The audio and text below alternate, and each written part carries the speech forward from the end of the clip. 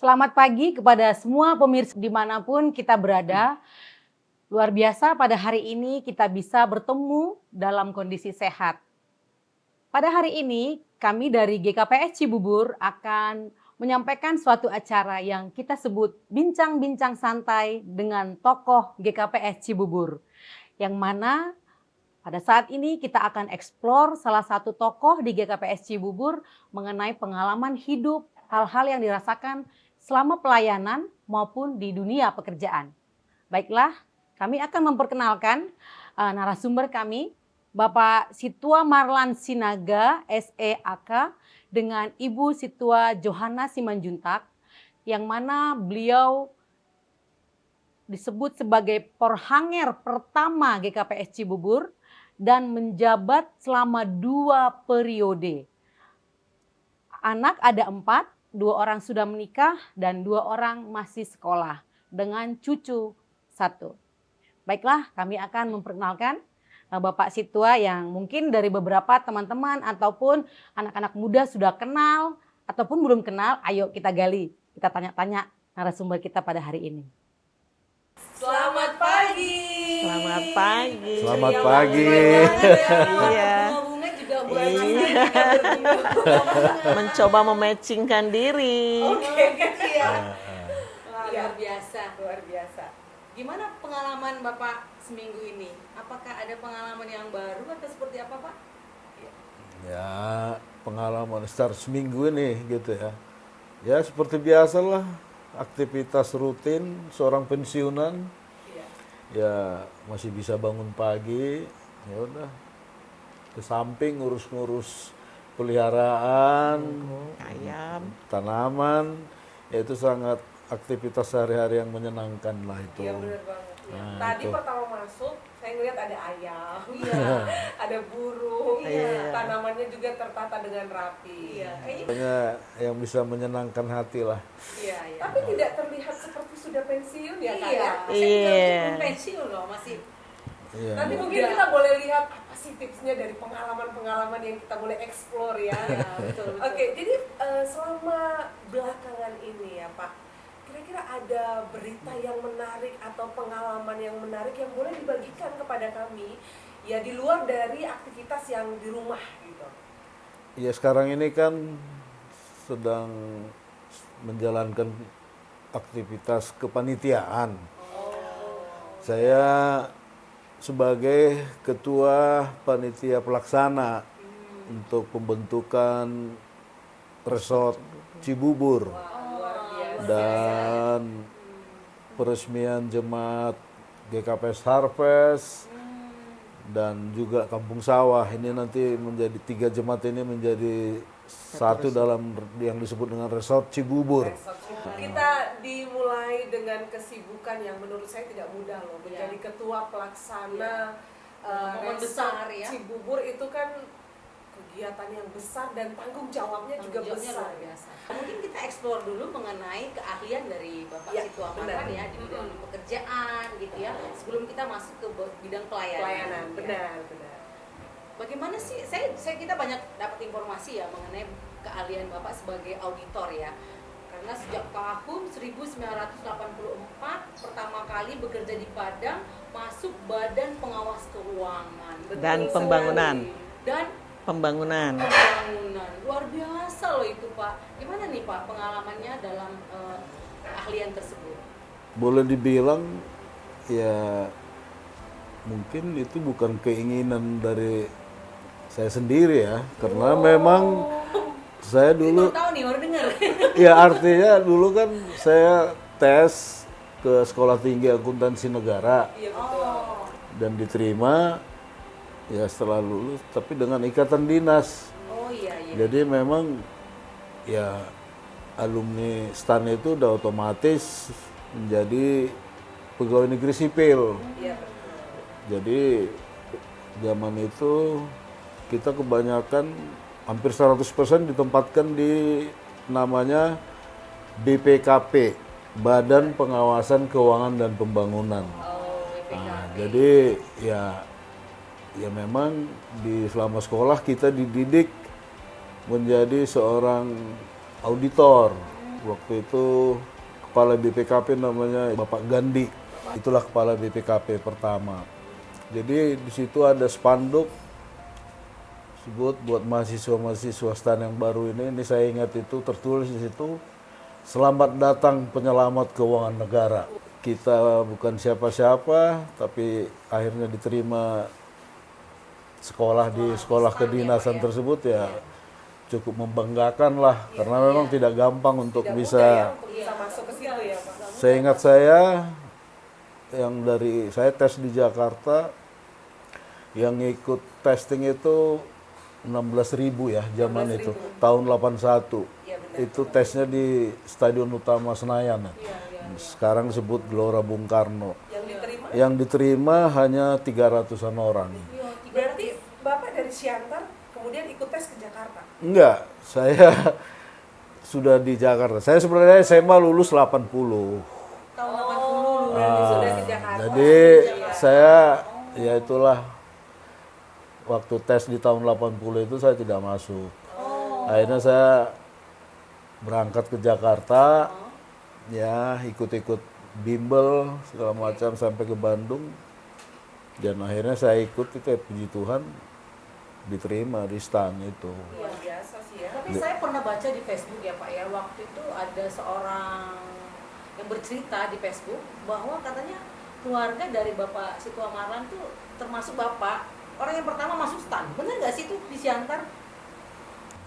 Jadi itu ya memang kalau pertanyaannya buat keluarga, jangankan keluarga, ya dari SMA setahu saya di Siantar, ya saya dari SMA Negeri 3 ada 2 orang. Terus dari SMA Negeri 2 dari Siantar ada 3 orang. Tapi dari anak di keluarga ini ada yang ikut ya Pak ya masuk STAN ya? Ya itulah si guru kami nomor 3 si Angel. Tiga ya. Itu pun sebenarnya ya mau tak mau dia kurang serius sebenarnya. Tadinya pengennya ingin jadi dokter. Ya tapi itulah jalan hidupnya. Akhirnya dia diterima. Ya membanggakan juga lah ada penerus. Ya tapi ini luar biasa ya Kak Kristen. Artinya untuk kaula muda yang sekarang sedang berjuang, ternyata kegagalan itu bukanlah akhir dari segalanya. Ya. Tapi Iya, ketika kita mencoba, kita boleh mendapatkan apa yang kita perjuangkan. Iya. Dari pengalaman Iya. Bapak ya. Dari Satu tahun tahun ya. pertama gagal, Gagal. coba lagi ternyata bisa dapat. Iya. Luar biasa. Ini satu poin Satu poin yang Bapak, menginspirasi ya, menginspirasi itu. kaula muda yang sedang berjuang. Iya, Kita bisa lanjutkan dicatat lagi. tuh. Kita lanjut lagi ya. Oke, Oke. Berarti tahun 81 Bapak udah tinggal di Padang nih. Bukan, 81 masuk kuliah. Masuk kuliah. Nah, Kuliahnya jadi di- kan itu bertahap ya. Itu untuk program diploma 3. Jadi tahun 84 lulus. Itu disebut sebagai ajun akuntan. Oh, ajun akuntan. Oke. Nah, itu. Jadi ditempatkanlah saya di BPKP Perwakilan Sumatera Barat yang terletak di Kota Padang. Oh. Langsung penempatan Langsung ya. Penempatan. Setelah lulus dari SMA. Ya, Udah pernah ke Padang sebelumnya, Pak? sama sekali nggak pernah, pernah, ya, belum ya. pernah. Wah, Tapi kita lihat kita lihat ya. ternyata Padang ini Ada apa ya? sesuatu yang menarik ya di Padang ya. Ada sesuatu yang Sebuah indah. perjumpaan dengan teman hidup. Perjumpaan dengan teman hidup. Gimana nih Pak ceritanya Pak? Di situ dapat kerja, penempatan, ternyata menjadi jalan. Ada kawan ngajak, ada ke dekat kontrakan kami, ada namanya Ibu Tante Sigit. Tante Sigit. Nah, teman saya ini si Nasution. Lan, ayo ke rumah tante itu, katanya ada anak Andalas mahasiswa yang mau dikenalin. Begitu sampai di rumah itu, ya memang sudah ada 2 orang mahasiswi di situ. Diperkenalkan. Nah, satu namanya ada orang Padang. Terus yang mengagetkan memang yang satu lagi nih. Baru Simanjuntak, tapi ini kan beda loh. Nah, dari kampung sendiri. Nah, itulah awal ininya pertemuannya. Iya. Ya, di situ. Itu udah 40 tahun yang lalu loh Kak. Iya, masih ingat dia persis ya. Yang kenalin siapa, di bawah Iya. siapa, masih ingat. Iya. Memang mengenang masa lalu itu sepertinya punya keunikan sendiri. Kenapa? Karena dari tadi saya lihat mulai dari menceritakan Padang, Ibu Johanna senyumnya lebar banget. Salah kan? Iya. Salah kan? Mungkin sudah cukup ya untuk bagaimana perjumpaan dan Perjumpaan juga dengan pekerjaan pekerjaan, Kak ya. Alia. Sekarang kita masuk ke dalam ini topik yang sangat menarik juga ya, tentang pelayanan ini. Dari sumber yang kami terima, Bapak Situa Marwan pernah menjadi panitia pembangunan dan juga menjadi syamas pada waktu itu masih periode ya, beda dengan yang sekarang peraturannya 2 periode. Itu boleh cerita bagaimana pengalaman iman pada saat itu, pengalaman menjadi panitia dan juga menjadi syamas di jemaat Lubang Buaya, Betul. dan kemudian bisa sampai ke Cibubur gitu ya. Apakah kemudian pengalaman iman yang terbentuk di Lubang Buaya itu menjadi sebuah keberanian untuk melangkah ke Cibubur ini gitu? Karena sekarang sudah ada di jemaat GKPS Cibubur. Iya, iya. Jadi sebelum ke Lubang Buaya, pertama kali kami sebenarnya mendaftar di GKPS Bekasi. Oh, dan Tapi kemudian ternyata kami kan tinggal di Jati Asih, perumahan Villa Nusa Indah. ya. Itu bagian dari pelayanan GKPS Lubang Buaya. Sehingga kami diarahkan untuk pindah ke GKPS Lubang Buaya. Akhirnya kami pindahlah dari GKPS Bekasi ke GKPS Lubang Buaya. Jadi saya ingat mulai dari zaman itu ketika kami masuk ke Lubang Buaya, kondisinya ya sangat masih memprihatinkan lah. Tempat duduknya masih panjang itu. Bertekad itulah hal pertama yang kami kerjakan. Kalau bisa Natalan ini kita sudah kursi baru lah. Kita galang lah semua potensi yang ada di Jemaat Lubang Buaya. Tercapai itu. Udah baru ya, bikin GKPS kursi. Lubang Buaya. Sudah ada Nah, senderannya. udah. Senderannya. Kemudian setelah itu gereja yang sudah tua, memang waktu dibangunnya juga mungkin masih darurat. Panitia membangun sepakat lah, kita akan memulai pembangunan gereja yang baru. Terus kita mengumpulkan dana, itu pesta pembangunan lah zaman itu. Hasil yang dapat di zaman itu untuk tingkat GKPS ya sangat luar biasa, hampir dapat 200 juta. Banyak tokoh-tokoh Simalungun lah yang ikut membantu. Ambil bagian. Nah, sampai dengan eksekusi mau memulai pembangunan gereja inilah. Di situ memang pengalaman yang sangat luar biasa. Jadi tidak semudah yang kita pikirkan. Dana sudah tersedia, otomatis kita bisa memulai. Ternyata tidak. Penolakan dari warga sekitar. Orang-orang yang menyebut massa yang tidak menyetujui kita memulai pembangunan ini. Artinya secara formal kita, tapi tetap Tidak berhasil. tidak ini. Mereka tidak mau ambil risiko. Ya akan mendukung, tapi ketika dihadapkan dengan massa, mereka tidak ambil risiko. Saya dekati juga, ya biasalah, ngopi-ngopi. Dan setiap ada pekerjaan kecil-kecilan kita libatkan sebagai mandor lah, apa gitu, proses itu mulailah. Akhirnya bisalah terjadi dialog. Tapi tetap mereka tidak mau secara total menyetujui, tapi tetap dengan persyaratan. Salah satunya saya ingat itu, besi baja tidak boleh. Itu diturunkan, diganti dengan struktur beton biasa. Terus panjang gereja itu harus dimundurkan satu row lah ya. Nah, makanya kan gereja Lubang Buaya itu sekarang kan ada seperti teras. Iya. Nah, itu karena permintaan zaman waktu itu harus dimundurkan, jangan terlalu sebesar itu. Ya sudah, oke, kita penuhin itu. Banyak hal mungkin yang tadinya di luar jangkauan pikiran kita, ternyata kalau kita mau memperjuangkan, kita akan dikuatkan. Itu sih pengalaman saya di Lubang Buaya itu memang luar biasa. Jadi memang ketika Cibubur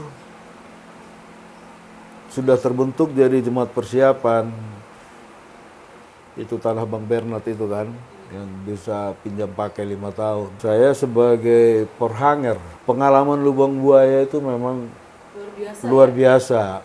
Untuk Cibubur ini memang luar biasa. Berkat Tuhan ya. Dari segala donatur sampai bangunan selesai. Ya, tidak ada memang gangguan. Ya itulah cerita awalnya. Puji Tuhan akhirnya dari pengalaman yang di Lubang Buaya itu Bapak laksanakan di GKPS Cibubur ya. Berguna sekali Sehingga lah sangat berguna pengalaman sekali. itu. Ya. Dan kalau kita boleh melihat dari pengalaman rohani ya, pengalaman iman, itu seolah-olah dalam pembacaan saya terhadap pengalaman Bapak Situamaro, Tuhan sudah mempersiapkan sejak awal. Iya. Bukan ketika Cibuburnya itu mau jadi jemaat persiapan, kemudian jadi jemaat penuh gitu ya. Tetapi sebelum masuk ke Cibubur, sepertinya Tuhan sudah mempersiapkan gitu. Pergi ke Padang, dibentuk keberanian itu, kemudian sampai di Lubang Buaya banyak yang harus dihadapi gitu ya. Harus menghadapi masa, harus berani membangun relasi dengan pemerintah, kemudian bertemu dengan tokoh-tokoh kuat di situ. Tapi Tuhan itu luar biasa membentuk keberanian dalam sepemahaman kita. Ketika kita lewat dari satu yang udah besar, mungkin di depan akan lebih besar lagi. Ternyata di Cibubur tidak sebesar itu yang harus dihadapi gitu. Jadi sungguh luar biasa, ada antisipasi dan strategi yang bisa digunakan ya. Luar biasa. Ya. Jadi memang Tuhan kita itu luar biasa. Jadi untuk pemirsa YouTube juga, mungkin ini nggak hanya berbicara tentang bagaimana gereja itu terbentuk, bagaimana pengalaman itu ada ya, tapi bagaimana juga kita boleh melihat Tuhan membentuk keberanian kita untuk bisa menghadapi setiap musim kehidupan yang sedang kita perjuangkan sekarang. Dalam sumber yang saya dapat gitu ya, Musa menjadi satu tokoh yang mungkin memiliki peran besar dalam perjalanan pelayanan ini. Dari cerita tadi saya bisa melihat, oh iya, mengapa Musa begitu ya. Tapi mungkin Bapak boleh bercerita sedikit tentang tokoh Musa ini, sehingga dia menjadi panutan dalam perjalanan pelayanan hidup Bapak. Kalau saya lihat juga perjalanan Musa seperti itu kan. Iya. Kalau kita sadari, mulai dia dibuang oleh ibunya, katakan tanda petik dibuang, padahal untuk menyelamatkan ke Sungai Nil, akhirnya sampai dijadikan anak seorang putri raja kan. Ya. Terus ada juga yang mengatakan, jadi memang bangsa Ibrani ya disebut waktu itu kan sudah sampai sekitar 400 tahun diperbudak bangsa Mesir. Jadi tidak mungkinlah muncul sosok tokoh dari masyarakat yang sudah diperbudak selama 400 tahun. Secara logika memang tidak akan mungkin muncul seorang tokoh dari masyarakat yang sudah diperbudak beratus tahun. Ya itu tadilah, Tuhan punya banyak cara. Itu akhirnya tampillah Musa. Musa bisa mendengar itu. Ya, jangan pula kita pikir itu otomatis. Mungkin ya Musa bisa mendengar itu dan dia mau mendengarkan itu. Tapi memang dalam perjalanannya Tuhan sering mengingatkan Musa, seberapa kuat imanmu Musa? Kau kok seperti tidak percaya? Kan itu kan, Tuhan selalu mengingatkan si Musa ini kan. Nah, bayangkan dari seorang zaman itu udah menginjak dewasa dia kan, dibesarkan di lingkungan istana. Dan dia bisa meninggalkan itu semua. Ya. Jadi itu semua pekerjaan Tuhan. Tapi tanpa saya sadari mungkin Tuhan sudah memberikan kekuatan seperti Tuhan memberikan kekuatan kepada Musa. Ya itu mungkin yang bisa kita pelajari ya dari Musa sampai berapa selama 40 tahun dia memimpin bangsa Israel itu kan. Ya bagaimana dia menghadapi sungut-sungut, sering dia tidak dipercaya apa, tapi itu satu yaitu kata kuncinya itu tadi iman itu tadi yang selalu diingatkan oleh Tuhan. Itu sebenarnya dari sosok Musa itu. Musa juga pada akhirnya juga walaupun dia tidak masuk ke tanah Kanaan. Ya itu tadi dia tidak tahu, pokoknya dia kerjakan saja apa yang diperintahkan oleh Tuhan. Luar biasa. Benar. Tadi Bapak Sito Maran mengatakan bahwa satu yang paling penting itu adalah iman. Iya. Apakah kemudian iman itu juga yang membawa sampai kepada tahap sekarang? Tadi kan katanya dalam pengerjaan proses pembentukan resort Cibubur ya. Iya. Ketika ya ini saya dengar-dengar ini mau resort apa kan inilah. Saya jujur pertama yang saya syukuri, wah luar biasa ini Cibubur. Kalau saya bandingkan dengan jemaat yang lain, kan masih relatif muda sudah Usia berapa tahun? 16. 16 tahun 16 tahun. sudah akan menjadi resort. Sudah akan menjadi. Ya itu menurut saya itu luar biasa, capaian yang luar biasa itu. Dan saya lihat ini pekerjaan besar. Betul. Saya mau tanya juga, bagaimana Bapak melihat perkembangan GKPS Cibubur itu sendiri? Iya, benar. Bapak lihat nggak sekarang kita deket banget loh sama mall, Iya. mall Tepat. TSM Iya, gitu ya. benar. Pas di sana juga banyak bisnis. Mampu nggak sih Iya. nanti kita ini gimana gitu ya, ada perasaan seperti itu? Gimana pendapat Bapak? Iya betul. Jadi memang beberapa kesempatan di rapat-rapat majelis dengan melihat itu tadi, saya selalu menyampaikan kita harus mempersiapkan kaderisasi. Ya untuk menyongsong itu tadi kita sudah masuk di area yang memang sudah katakanlah elit lah ya di daerah kita Cibubur ini.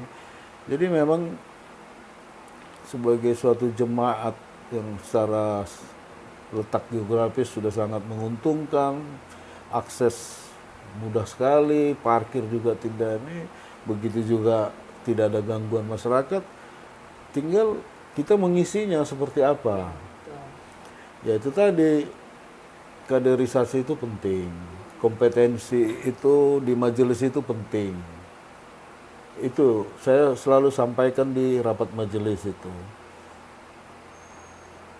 Karena sesuatu organisasi kalau tidak diisi dengan sumber daya yang kompeten, sulit kita mau bicarakan untuk kemajuan atau perbaikan kualitas lah. Salah satu yang menjadi pusat perhatian saya sebenarnya yang masih saya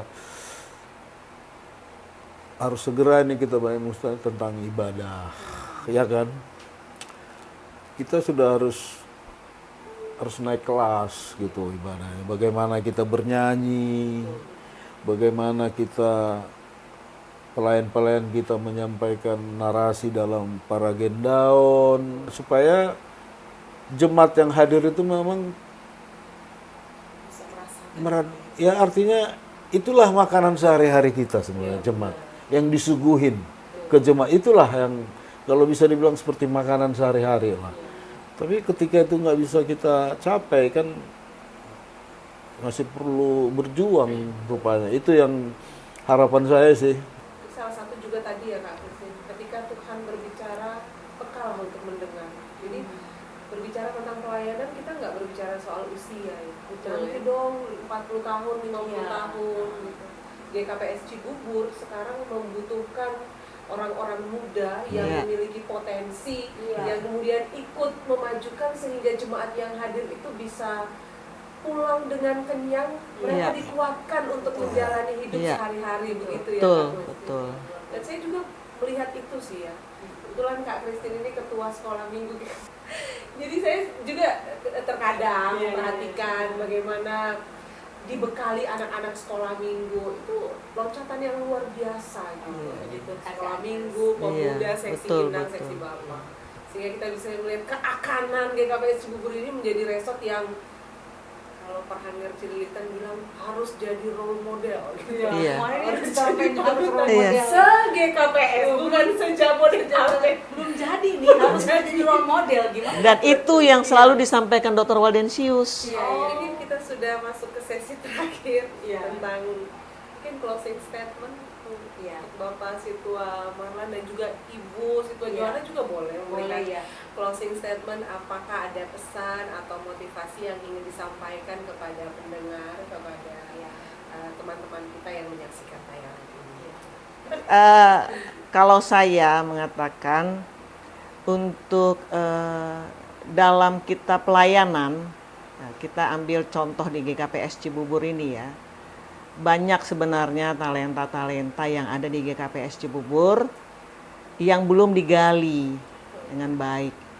Jadi di dalam pelayanan kita melayani aja dengan jujur, dengan sepenuh hati dan percaya. Begitu kita melayani tidak berpikir bagaimana untuk kita menonjolkan diri, kita melayani aja dengan sepenuh hati dan sebaik mungkin apa yang ada pada kita, talenta yang ada pada kita, dalam diri kita ini kita berikan untuk pelayanan dengan serius ya, dengan serius itu akan memberikan dampak yang luar biasa di tengah-tengah pelayanan kita. Itu aja dari saya. Terima kasih. Bukan tergantung siapa kita, apa kepintaran kita, apa pangkat kita, apa gelar kita. Kalau saya lihat ini pengalaman pribadi, tapi ketika kita mau mendengar tadi ya, Tuhan akan pakai kita kok. Itu harus dilandasi satu, bukan untuk menyombongkan diri. Kedua, ada trust, kepercayaan. Ketika kita diberi sesuatu pekerjaan yang menyangkut misalnya keuangan gereja, itu orang mau memberi ketika orang itu ada trust. Itu sering kita abaikan.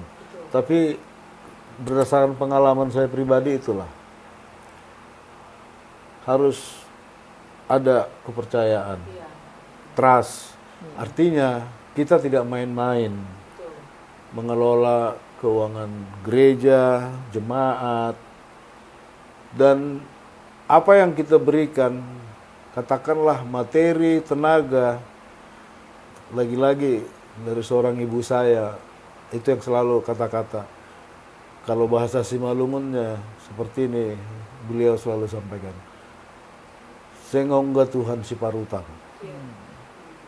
Itu dua kata-kata yang kedua yang selalu saya pegang. Ya secara keseluruhan saya merasa Tuhan sangat memberkati kehidupan saya sampai saat ini. Luar biasa Demikian. ya, Nang, ya. Iya. Luar biasa tadi pesan-pesan buat kita anak-anak muda semua, bukan hanya di GKPS tapi siapapun yang menonton acara ini.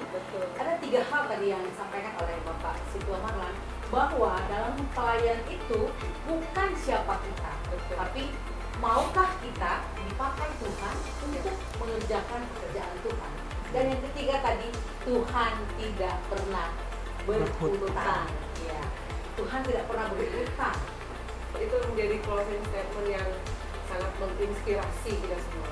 Kami percaya untuk pemirsa yang menyaksikan tayangan ini juga pasti bisa mendapat inspirasi. Ya, banyak sih Semoga ya. pengalaman yang sudah kami explore tadi. Iya.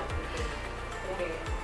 Terima kasih banyak untuk Bapak Situa Marlan Sinaga, juga buat Ibu Situa Johanna Simanjuntak. Ya, terima kasih. Pengalaman yang disampaikan sangat memberikan inspirasi yang sangat luar biasa buat kita ya kita aja mendengar mendapatkan sesuatu ya Betul, Kak Agus ya. betul. Ya, Iya, semoga amin.